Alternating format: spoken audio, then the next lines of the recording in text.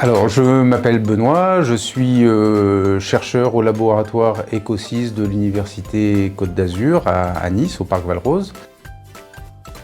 Mes collègues et moi, on plonge régulièrement sous l'eau avec des bouteilles et on va évaluer la biodiversité marine, animale ou végétale.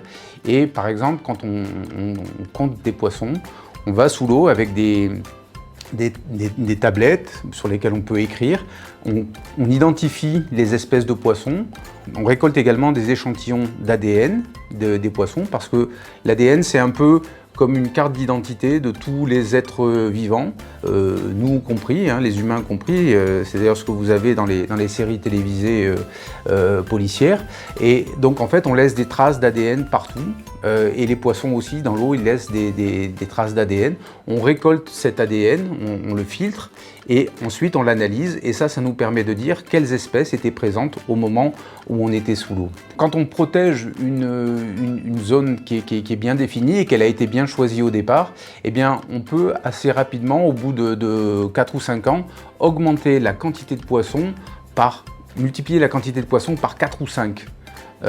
Et ça, c'est un avantage pour les poissons, évidemment, pour les espèces marines, mais aussi pour les humains, parce que plus la biodiversité est importante, mieux c'est pour nous. À la fin du lycée, j'ai passé un baccalauréat scientifique et puis je suis rentré à l'université à Marseille. J'ai fait des études de biologie et puis je fais un doctorat à l'université de Poitiers. À la fin de ce doctorat, qui est le plus haut diplôme de l'université française, je suis parti pendant 3 ans travailler aux États-Unis où j'ai exercé le même genre, j'ai fait le même genre de recherche. Et puis j'ai obtenu un poste de chercheur à l'Université Côte d'Azur. En tant que jeune citoyen, pour protéger les océans, je pense qu'il y a 3 choses importantes à respecter. D'abord, c'est les animaux et les plantes qui vivent sous l'eau.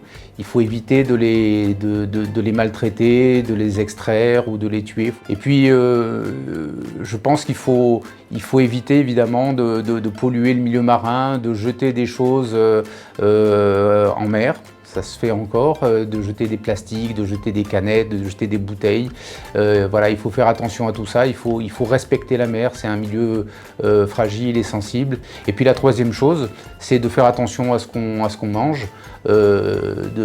Quand on mange du poisson ou des organismes marins, des coquillages, etc., il faut s'assurer si possible que ces animaux ne sont pas menacés, que ce ne sont pas des espèces en danger. La devise que je voudrais partager avec vous, c'est « Sous les vagues, un monde fragile attend notre respect ».